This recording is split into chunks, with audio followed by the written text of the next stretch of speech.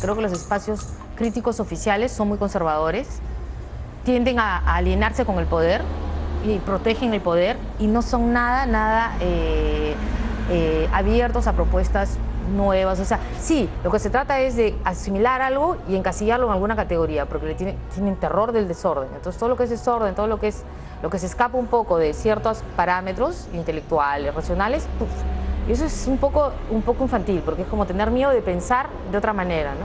Entonces, lo que yo decía es que yo empiezo a escribir por un profundo sentimiento de desarraigo, en tanto que sujeto, que mujer, que peruana. O sea, mi desarraigo era a partir del lenguaje también, porque yo decía, ¿qué hago yo en este lugar? O sea, ¿Cuándo estabas en Francia? En Perú, no, yo Acá. empiezo a escribir por una profunda sensación de desarraigo. Es decir, ¿qué hago yo aquí? Hubiese podido suceder en cualquier otro país, pero sucedió aquí. ¿Era una cosa como existencial o tenía que ver con...?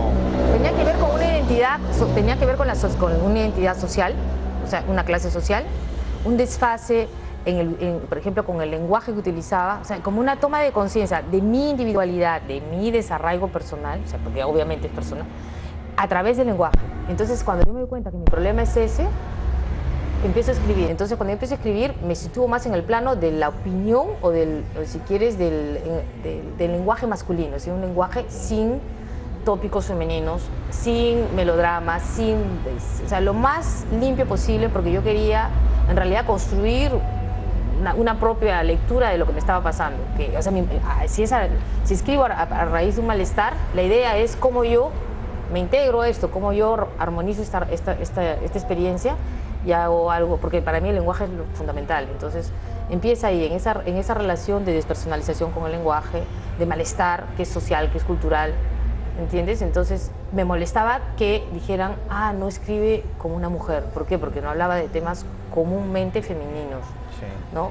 Porque yo tampoco tenía una vida comúnmente femenina. Porque yo quería desculpabilizar también la cuestión sexual, porque hay muchas culpas, sobre todo. Desmitificar también, ¿no? Desmitificarla. La primera vez, por ejemplo, ¿no?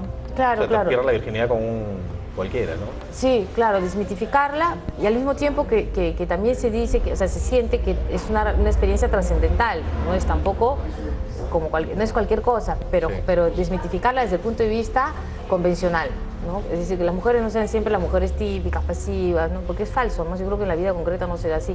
Y oxigenar un poco ese espacio, que es importante, porque la parte erótica es importantísima. Ahora, desde el punto de vista erótico, porque sí es un texto solamente erótico, ¿no? O sea, muy concreto. Pero ¿no? está fuera del amor, ¿no? O sea, hay relaciones como que muy... ¿No hay amor? Muy cortas. No hay mucho tiempo para que se enamoren. No hay una relación como establecida, ¿no? O sea, eso es lo que no hay, ¿no? Porque hay a veces, por ejemplo, el hijo de la amiga, o sea, hay relaciones más o menos así, pero que están en conflicto, ¿no? O sea, no hay nunca una relación estable, ¿no? O sea, uno con su pareja, ¿no? Si no hay... Es que yo puede haber tipo de amor, rechazo ¿no? toda visión convencional de la pareja, pues yo no creo que, aunque le escandalice quien escandalice, que la monogamia sea natural. Ya. A mí me parece un absurdo. O sea, Sí. lo planteamos porque hacemos concesiones a la iglesia, de la religión, pero yo creo que incluso creo que en el mundo andino la gente vivía su sexualidad de una manera más libre y que más bien los occidentales y la religión, no los occidentales solamente, porque hay que separar las dos cosas, la religión nos ha dejado la idea de que el amor es la monogamia y es una persona y es del mismo sexo. Además, bueno, ya estamos un poco de vuelta a eso, ¿no? Que el matrimonio sería una cosa así, pues. El matrimonio monógamo, además heterosexual. O sea, Sí. vivimos todavía bajo ese paradigma, porque es la religión católica, ¿no? O sea, obvio. Entonces, en una sociedad como la mexicana, que incluso está un poquito más avanzada que la peruana, porque en el DF ya se ha aprobado el aborto y hay una cierta oxigenación del espacio social allá, que no es el caso del resto del país, ¿eh? Que es muy conservador todavía. Y en el caso peruano me interesaba que saliera una cosa así, porque yo decía, pero es que tú no escribes, no sería una aventura escribir si no estás de alguna manera poniéndote algo o no por impostura, porque podría ser también posero, decir, siempre voy a decir lo contrario de lo que está establecido. Sí. No, es una cuestión de pacto con la verdad, ¿sabes? Es como que hay una obligación. Si yo tengo que escribir sobre autismo, no voy a decir Sí. lo que no pienso. Claro. Y tener personajes conservadores, o mujeres sumisas, no sería mi estilo, no sería yo. Sí.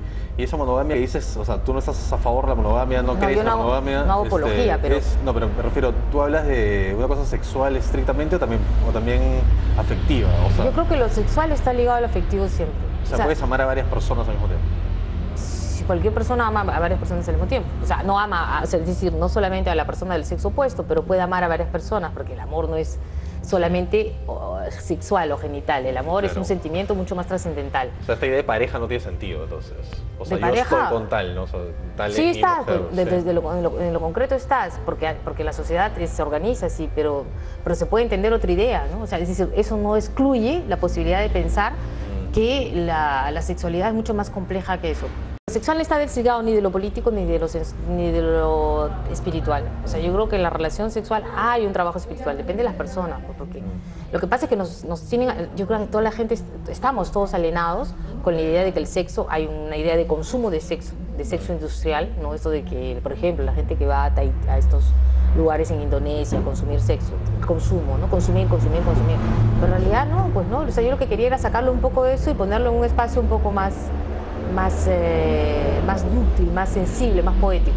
Cuando leí ellos dos, claro, inicialmente me dio la sensación de que la narradora está enamorada o realmente ama a varios hombres, ¿no? A todos los que describe, ¿no? O sea, con los que ha tenido relación, pero también con los que no ha tenido como una relación, pues, oficial, no sé, tal, con quien no ha estado, ¿no? O sea, Una relación como que ha querido... potencial. Hay una... Pero no potencial, sino como de verdad, ¿no? O sea, de verdad parece que a todos los ama, ¿no? Entonces, es que eso sí, o sea, todos, ¿no? Uno, el otro, entonces... Pero eso entonces de repente no entra mucho en la cabeza de alguien. Decía, ¿por qué tantos personajes hombres en estos últimos libros?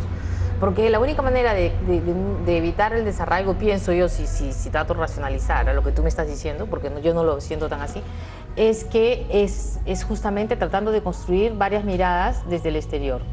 Y es el momento en que ella está frente a esa otra persona, que además hay una idea aquí bien importante, ¿no? El otro siempre representa el infinito, ¿no? O sea, nunca sabes quién es. El otro es el abismo, en realidad. Entonces, es frente a ese abismo, frente a esa mirada del otro, frente a esas miradas masculinas, que este personaje se construye.